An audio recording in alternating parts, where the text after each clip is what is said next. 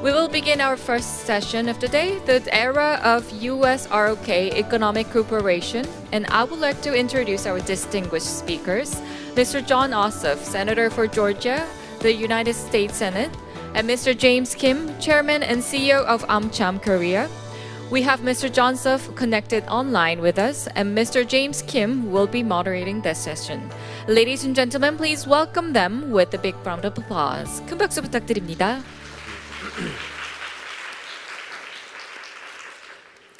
Good morning. Welcome to the 2023 Asian Leadership Conference. Today, we have a super fantastic guest who's going to lead the future of the state of Georgia, as well as the partnership opportunities between the United States and Korea.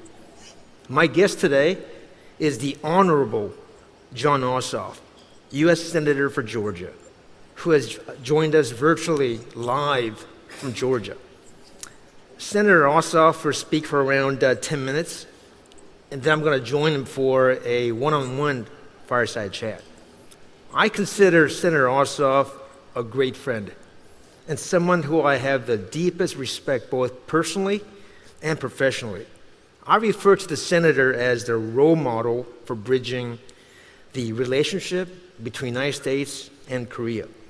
As you know, Senator Ossoff and the state of Georgia is one of the most popular for Korean companies, both big and small. Senator Ossoff has worked extensively to strengthen U.S.-Korea relations since his election to the United States Senate in only 2021, where he became the youngest sitting U.S. Senator. Senator Ossoff has visited Korea. I believe his first trip was on November 2021, leading an economic delegation to really strengthen economic ties and boost trade between the two nations. I've had the real pleasure of hosting Senator Ossoff at that time. His passion for driving the U.S.-Korea industry collaboration is truly inspiring. Since that first meeting, we have collaborated on a number of meaningful initiatives. In fact, this is my 7th engagement with a senator. We recognize the senator's passion and remarkable leadership in making the state of Georgia a manufacturing hub for EVs and energy-related companies. Senator Ossoff has closely engaged with leading Korean companies, Hyundai, Kia, SK, Hanwha, and many others to spur investment. And he's working very hard for the citizens of Georgia. And he also wants to bring more Georgia-based companies to South Korea. So I look forward to a great dialogue, Mr. Senator, where we can share our mutual insights together. So without further delay, the floor is yours, Mr. Senator. It's so good to see you again from our visit in Washington, D.C. a couple of weeks ago. James, it's great to see you, my friend. And the last time we were together was at the State Department as we celebrated President Yoon's state visit on the 70th anniversary of the U.S.-Korea Alliance. I want to thank the Asian Leadership Conference and Chosun Ilbo, all in attendance and all who have made this conference possible for the invitation to address you. And I want to thank you, James, for your extraordinary personal leadership, as well as the institutional work that AMCHAM does under your leadership to strengthen trade, commerce, and investment between the United States and the Republic of Korea. And I think it's important for everybody tuning in to understand that the work that James does, based upon his extensive high-level business experience, to build ties between the U.S. economy and the Korean economy is not limited to Fortune 500 companies and major Korean firms. He is also working, and we have worked together, to ensure that small and medium-sized enterprises in the state of Georgia, across the United States, and in Korea have the opportunity to participate in the prosperity that is created when we deepen economic relations between our two countries. So James, with your permission, I'm going to take this opportunity to ask the amazing and beautiful crowd that you have assembled in this hall to kick off this conference to give you a round of applause and honor you for all of your service to bilateral relations between the United States and the Republic of Korea. Thank you very much, Mr. Senator. Now, James, if I might, and I want us to dive right into the Q&A and the discussion as soon as we can, but I just want to reflect on the special relationship between the state of Georgia and Korea. And this is a relationship, of course, defined in so many ways by the extraordinary level of trade and investment and commerce between Georgia and Korea. And it's also deeper than that. Just like the alliance between the United States and the Republic of Korea is founded on shared values, on shared ideals, on a shared vision for our nation's future and humanity's future. Our shared commitments to building a world where everybody has the opportunity to flourish in peace and security and freedom. These are the same values that are at the core of the relationship between the state of Georgia and the Republic of Korea. And whenever I come to Korea, and as you mentioned, I've now led 2 economic delegations to the Republic of Korea. My office and I, as you know, engage intensively and constantly with Korean governmental leadership and business leadership. I know that we're going to make progress. I know that we are going to help build prosperity in both countries because we're working together based upon those shared values. And at this perilous moment in world history, committing to those shared values is more important than ever. And that's why I thought that President Yoon's address to the joint session of Congress when he visited Washington, only the second head of state to be invited for a state visit since President Biden was elected, a great honor. I thought it was so powerful when in discussing the relationship between the United States and Korea, he emphasized that those shared values are at the very core of why our security relationship, our economic relationship, and the loving ties between our two peoples are so strong and only getting stronger.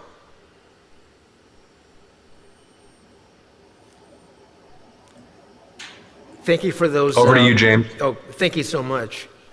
I guess you can now see why I'm such a huge fan of Senator Ossoff.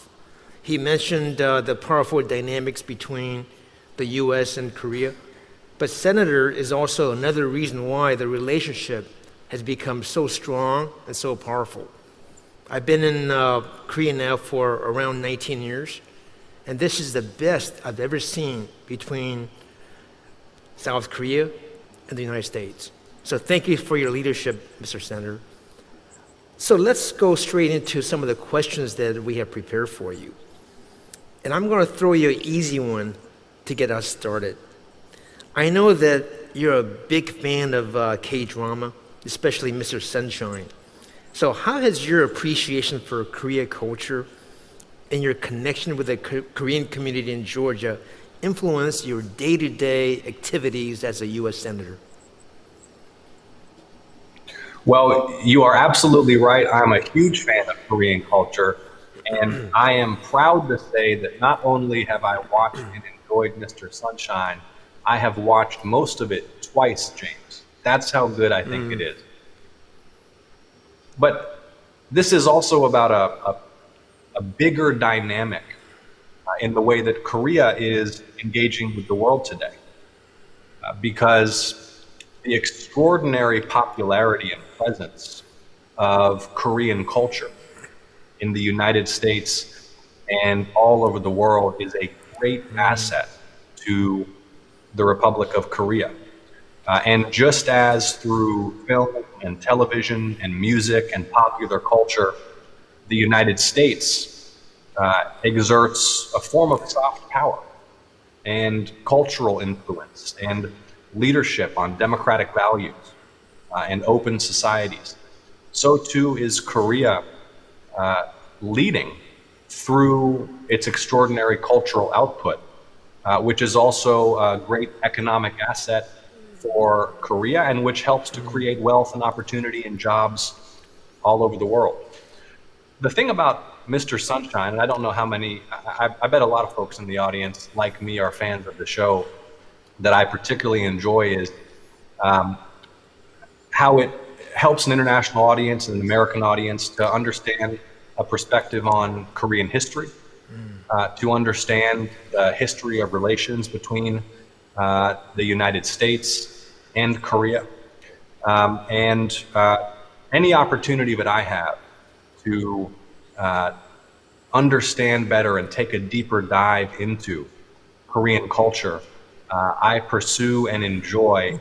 And I think that that has helped me to build the kind of friendships that I have with the Korean people. I mean, when I come to Korea, I'm there to do business for the state of Georgia. I am there to attract jobs and investment to my state and to find opportunities for Georgia businesses to create jobs and opportunity and shared prosperity by doing business in Korea. But as you know, James, I also always take time to spend time with Korean young people, with Korean students, and with the Korean public.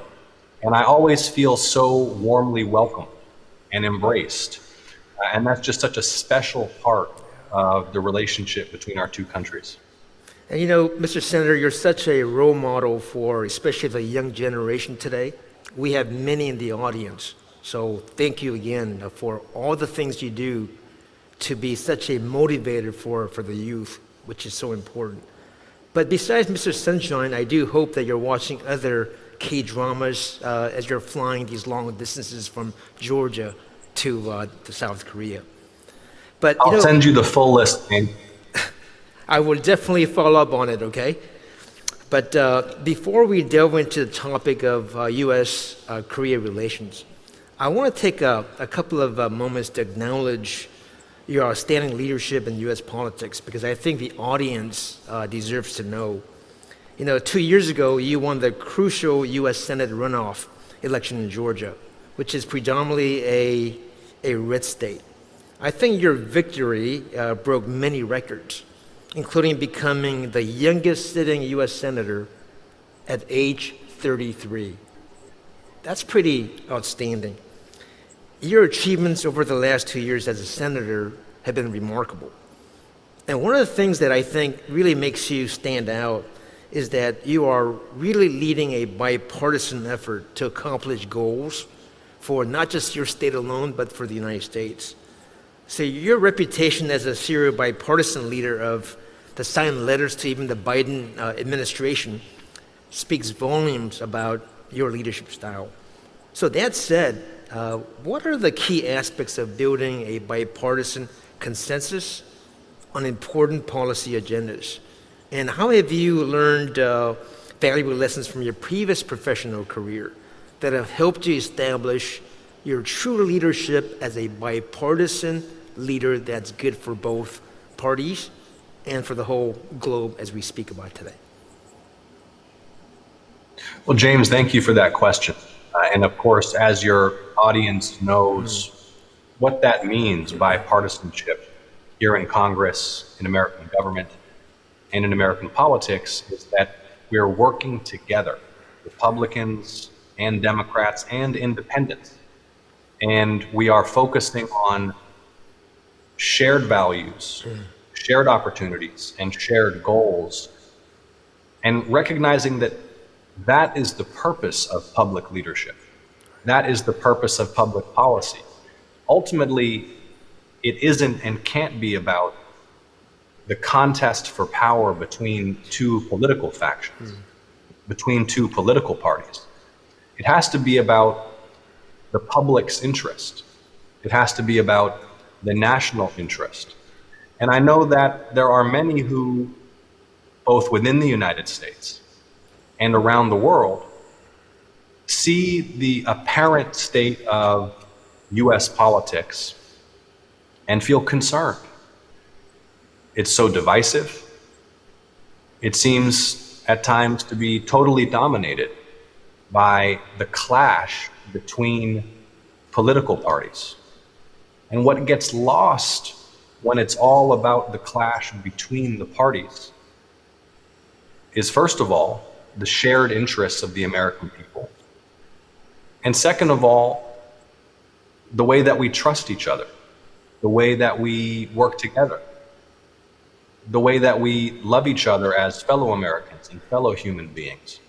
And I think that what many who work in politics forget is that most people do not eat and breathe and live and sleep partisan politics.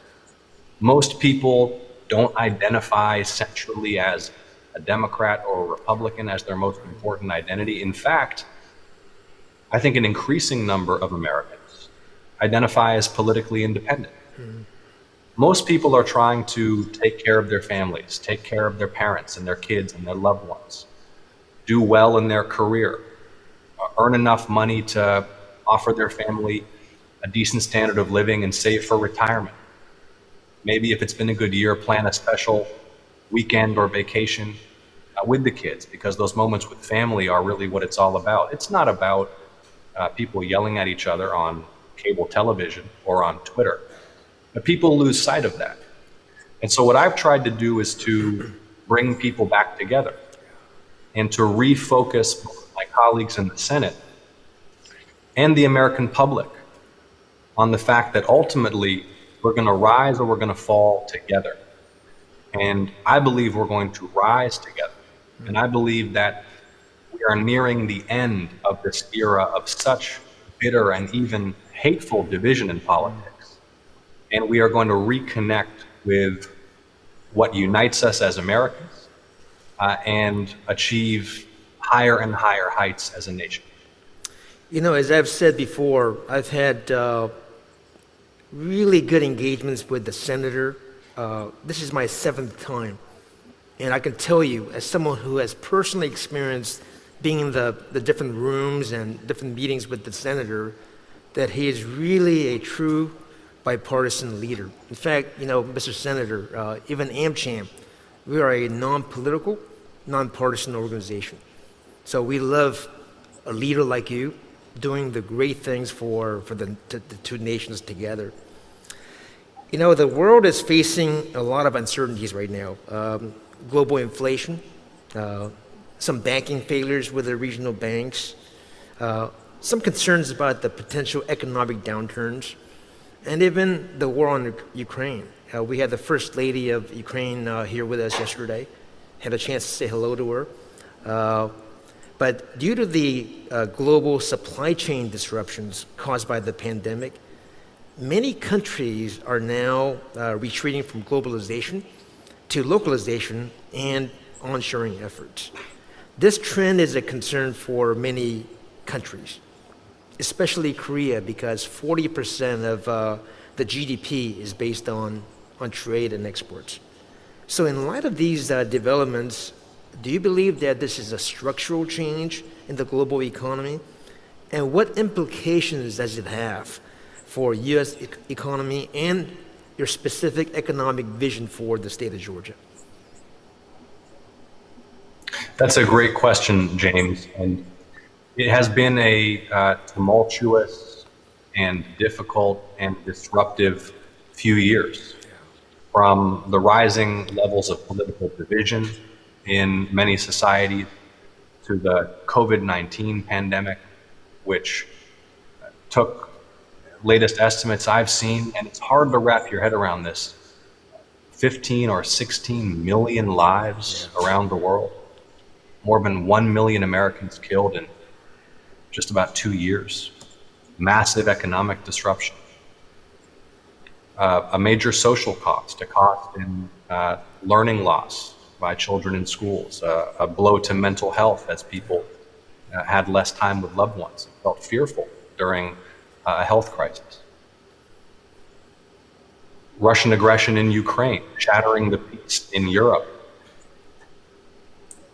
And of course, environmental threats to our future that require urgency in the pursuit of solutions. Geopolitical tensions increasing. So there are many disruptive dynamics in the world economy today.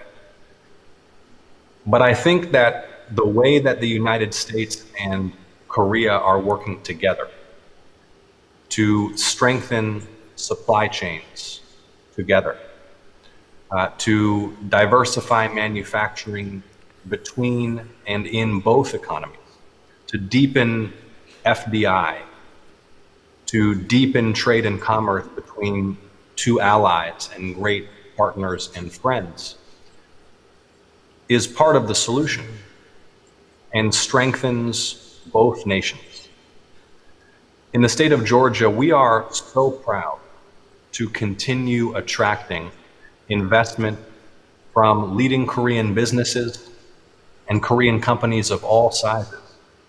Of course, I'm also proud to represent more than 100,000 Korean Americans in the state of Georgia. And in Georgia, because we have, as you know, James, the third busiest deep water port in the United States at the Port of Savannah, the #1 busiest airport in the world, Hartsfield-Jackson Atlanta International Airport, which is the home hub for Delta Airlines with its SkyTeam partnership with Korean Air.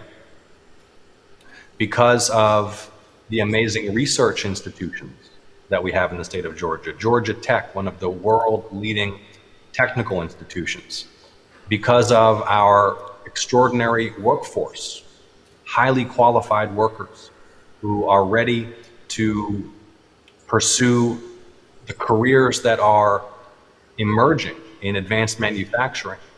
That is why when I took office, I established as a vision for the state of Georgia that Georgia would lead the nation in advanced energy, manufacturing, and innovation. And that's the legislative agenda that I've pursued in the Senate, and we are well on our way to achieving that goal. But here's the crucial thing. We couldn't be doing this without our Korean partners.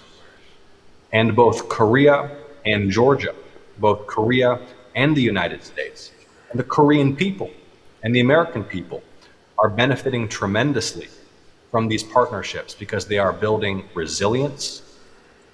They are ensuring that the US economy and the Korean economy together can produce and manufacture advanced products, strengthen our industrial bases, deepen trade and investment, and together weather the storm that continues to rage in global politics and the aftershocks of the COVID-19 pandemic. You know, Mr. Senator, as a U.S. Senator, I think that you have quickly established yourself as the true champion of U.S.-Korea relations. In fact, everywhere I go, I do reference how you are the role model for a U.S. Senator, really forging, amazing ties between the two countries. I've seen you in action, and I think everyone here in the room should be very grateful for your leadership. I also know that you're highly engaged when you do come to Korea. Whenever we have our meetings, you ask highly engaging, sometimes very difficult questions. So that tells me you really, really care. And every time we ask you to do something, you've done it. I remember when we asked you to follow up to appoint the U.S. ambassador here to South Korea, when we had a void. You were the one who sent that letter to President Biden, and you brought in Ambassador Goldberg to South Korea very quickly. And I can tell you right now, Ambassador Goldberg has done an amazing, amazing job as a U.S. ambassador. So thank you very much for those kind of swift actions. So again, I know we talked about the importance of Korea to the state of Georgia. Let's get a little bit deeper with it, right? You have Hyundai Kia doing a lot of great things there. I believe Hanwha has also invested there, SK as well. So what is the real significance of Korea to Georgia going forward? You're absolutely right. We have the Kia plant, West Point, the extraordinary investment that Hyundai is making in coastal Georgia to produce electric vehicles. the Hanwha facility in North Georgia, which is growing and which is the single largest solar manufacturing facility in the Western Hemisphere. The SK battery plant in Commerce, Georgia. And based upon the very productive conversations that I had when I visited Korea leading an economic delegation just a couple of months ago, and all the follow-up that my team has done, I believe that there is likely even more to come. But it just gets back to the most important foundations of cooperation between Georgia and Korea. It's all of the assets that Georgia has and continues to build that I mentioned earlier, our transportation infrastructure, our technical colleges, our amazing workers. It's the love and friendship and affection between the people of Georgia and the Korean people. It's our amazing 100,000 strong Korean American diaspora in the state of Georgia. And it's the personal relationships that we've been able to build with Korean business leaders that have created that foundation of trust to work together, to take risks together, to imagine how working together we can strengthen Korea's economy and strengthen Georgia's economy. And I'm just excited about what more is to come. And I think that, as you pointed out, U.S.-Korea relations are at a high point now as we celebrate 70 years of this alliance. Georgia-Korea relations are at a high point, and I'm going to continue working hard in the Senate to advance the bilateral relationship between the U.S. and Korea. And I think that our potential is unlimited. You know, it's similar to how the big Korean companies have invested in the state of Georgia. Let's not forget about the SMEs that you and I talked about. So my commitment to you is, let's have a lot of your Georgia SMEs come to South Korea. And we want to help you do that because I think it'll create more jobs for both countries, your state, and also really showcase the powerful leadership you have to really enhance those opportunities together. You know, less than a year ago, you participated in AMCHAM's Doing Business in Korea seminar. That was in April of 2022. And I also believe we did something on the U.S. businesses in the state of Georgia in August of 2022. How do you see your role as the ambassador between American businesses doing business in Korea and for Korean businesses interested in the United States? And this goes even well beyond the state of Georgia. Thank you for the question. And just so everyone has the context, James reached out to me and suggested that together we host a Doing Business in Korea virtual seminar for small and medium-sized enterprises in the state of Georgia who are interested in growing into the Korean market. And I told James I thought this was a great idea. We put our teams together and we had a tremendously successful event. So many Georgia businesses interested in understanding how they can take advantage of economic relations between Georgia and Korea, how they can access the Korean market, how they can create more jobs in Georgia and in Korea, and build more prosperity in Georgia and in Korea by engaging in trade and commerce with the Republic of Korea.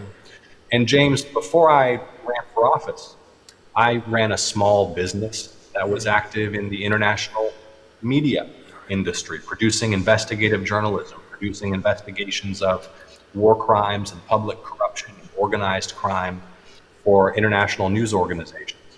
And we sold our content, we sold our reports, our investigations into dozens of markets around the world. And I know how it feels to understand that there is a new market to be accessed, that there's an opportunity in a country where you haven't yet done business, but you're just not quite sure how to open the door. You're not quite sure where to access the expertise, the local contacts, an understanding of local law and regulations, the business relationships necessary to understand if there's the revenue potential and the growth potential to make it worthwhile investing in the development of a new market. And that's exactly the service that you at AMCHAM provide to small and medium-sized businesses in Georgia and across the United States who want to grow into the Korean market, because it can be intimidating if you haven't had any experience operating in a new market. And so you make it an approachable and accessible idea so that these entrepreneurs, these business leaders start to believe, hey, I can access this market. I can grow into this market. I can take part in US-Korea trade, build my business, help create more jobs, and build more prosperity.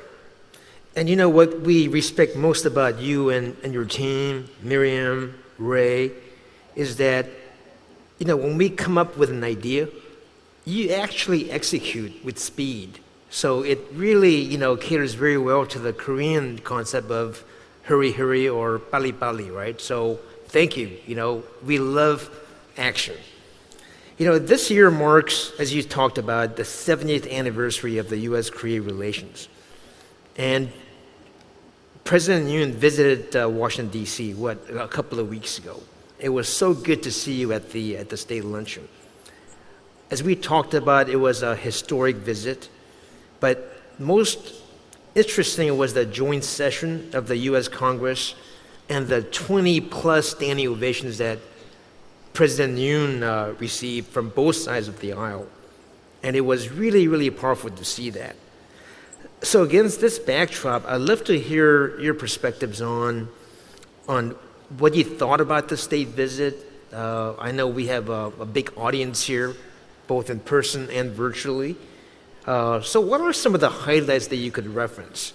And then just talk about the political implications for the state's partnership with Korean companies.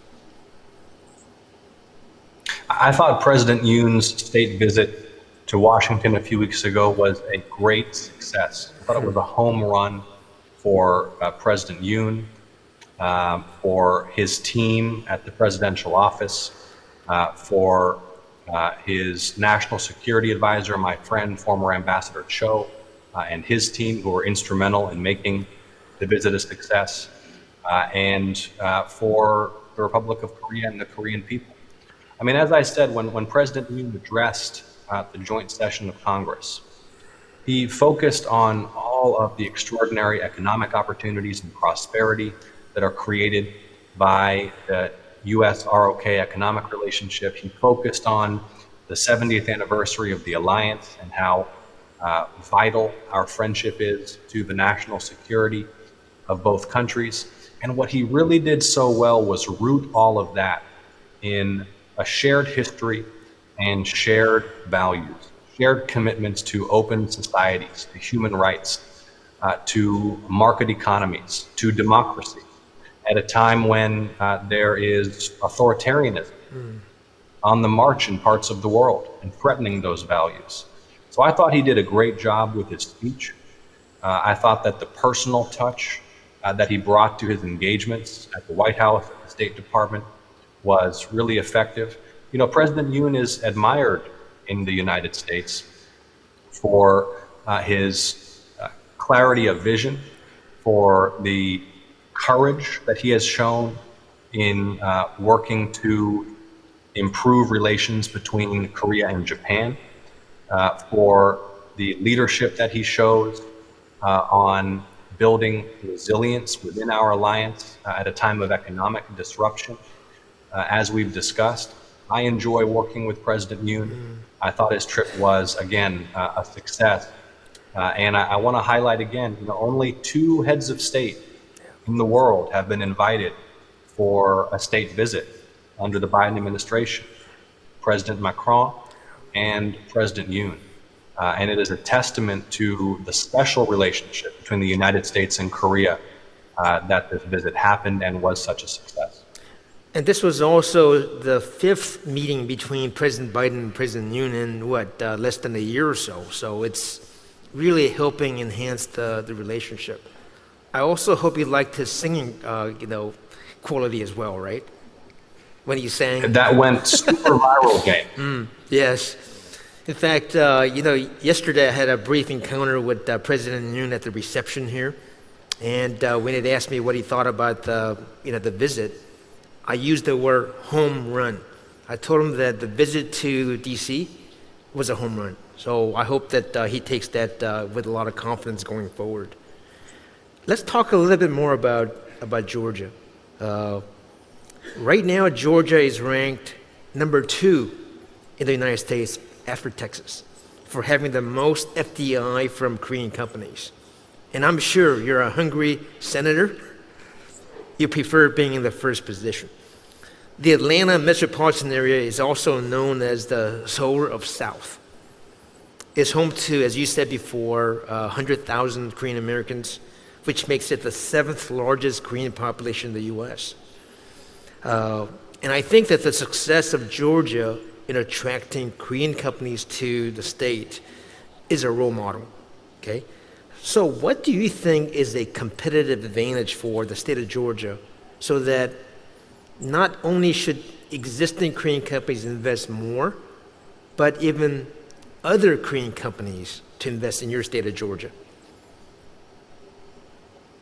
Well, look, we've talked about the world-class logistics infrastructure, the deep water port, the airport, the port of Brunswick, where there are roll-on, roll-off berths for automotive shipping, the freight rail network, the technical institutions and expertise, Georgia Tech, which is regularly producing intellectual property that forms the basis for new joint ventures and investment opportunities between Korea and the United States.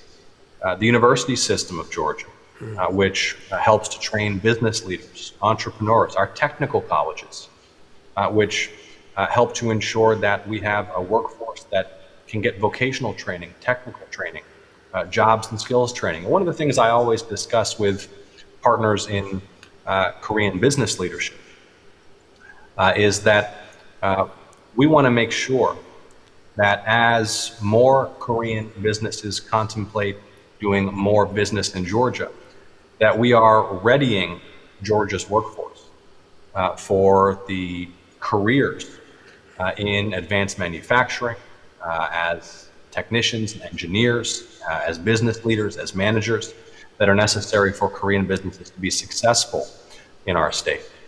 And look, I can't overstate the importance of strong personal relationships based on trust.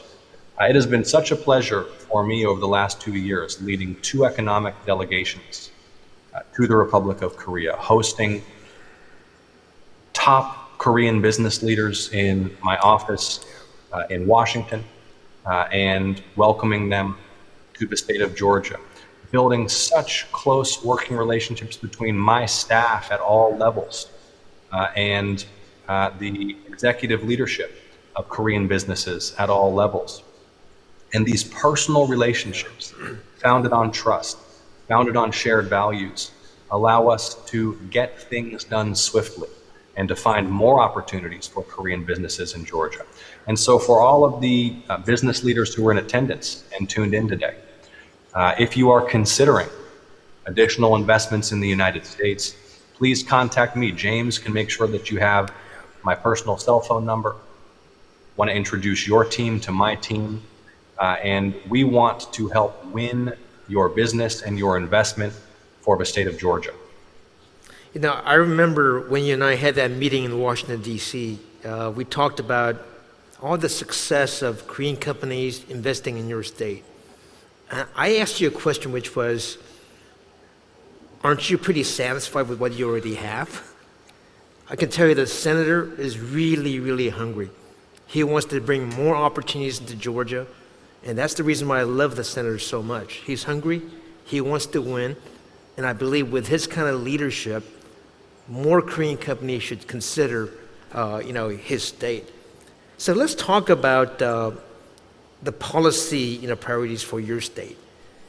How do you think a stronger U.S.-Korea economic partnership, and obviously there's been some concerns recently, could help achieve those policy goals into reality for you and for your state?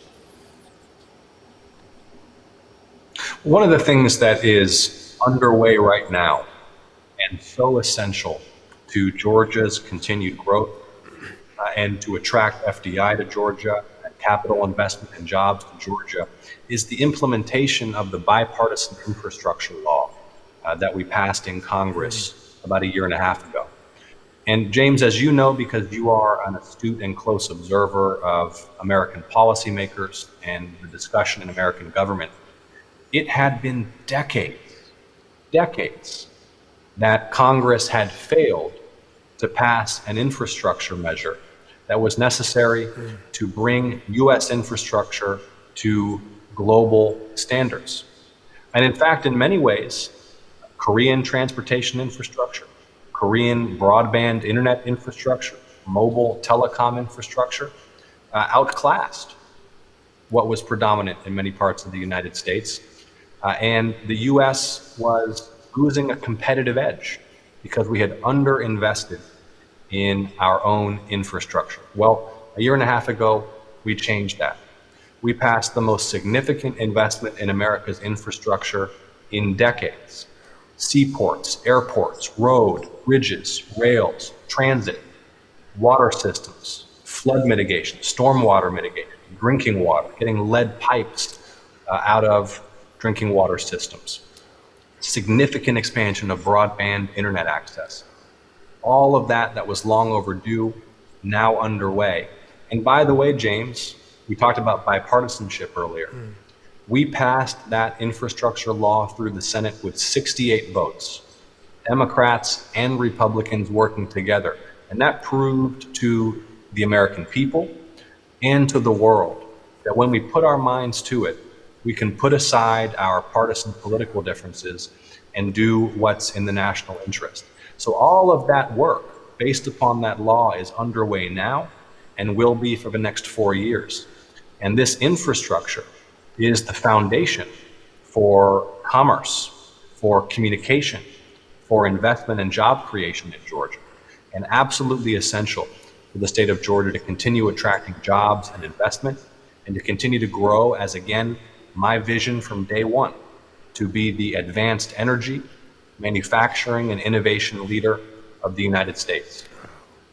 You know, and for those of you who have not visited the state of Georgia, I highly recommend it. You know, for me, Senator, it's been a while since I did visit your state. I'll make a promise to you now. In the next 12 months, I'm going to pay you a visit in Georgia. I want to go to Savannah, and I want to really see your great state again. I know we are almost at the... James, you'll have to come by. Alicia and I will host you for dinner. And then when you're down in Savannah, I want to make sure that you personally tour the port and you see all of the amazing growth and activity there. We'll get you with Mayor Van Johnson down there in Savannah, introduce you to coastal Georgia leadership, and get you some great seafood. Great, thank you so much. But, you know, one of the reasons why Chosun Ilbo has this amazing, conference is for the youth. We have a lot of, the younger generation in the audience. And as I said earlier today, these people here look at you as someone pretty special, right? Look what you have accomplished in a very short period of time. Do you have any words of wisdom for the young people here in the room about how they should pursue their careers, their dreams, and their passions? I think they'd love to just hear you talk for a couple of minutes on that topic. Well, James, that's a great note to conclude the conversation on, and I'm so glad that you asked that question. Because remember we were discussing earlier the shared values between the United States and Korea, and how Americans and Koreans, we both value and cherish freedom. We both value and support human rights. We both value and support the capacity of every human being to flourish in peace and security. These are shared values that make the U.S.-Korea relationship so strong. And those are the same values that President Yoon highlighted when he addressed Congress. And James, the thing that I'm noticing about young people, not just in the United States and Korea, but all over the world, is that increasingly young people, no matter where we are from, we share those same values too. Young people in the United States in Korea, young people in sub-Saharan Africa and the Middle East, young people in Europe, young people in Russia who are horrified by Vladimir Putin's aggression against Ukraine. Young people all over the world share these values. They want to see us address environmental crises that threaten our future. They want to see us build a future where everyone's human rights and civil rights are protected. They want to see us build a future where everyone around the world is free to build prosperous lives in peace and security and with justice for all. And so I feel so optimistic about our future because I believe that with young generations sharing those values, that's going to be the basis for so much progress in the decades to come. Right. You know, thank you very much for those parting comments. And, you know, I'm asked to moderate a lot of these kind of sessions with a lot of important people. But for me, this is such a special fireside chat with the senator because I feel as if I know him. It's really genuine. There's no preparation required. And I think he is a true leader, not just for today, but for many, many years to come. So again, thank you so much for accepting my invitation to be part of this discussion. I will see you in Georgia, if not sooner. I would really appreciate if every one of you would give him just the biggest round of applause. It's late in the evening for him in Georgia. So let's give him a huge round of applause. Thank you. Thank you, Mr. Jon Ossoff and Mr. James Kim again. Thank you. 네, 다시 한번 큰 박수 부탁드립니다. Thank you for giving us such an insightful sight.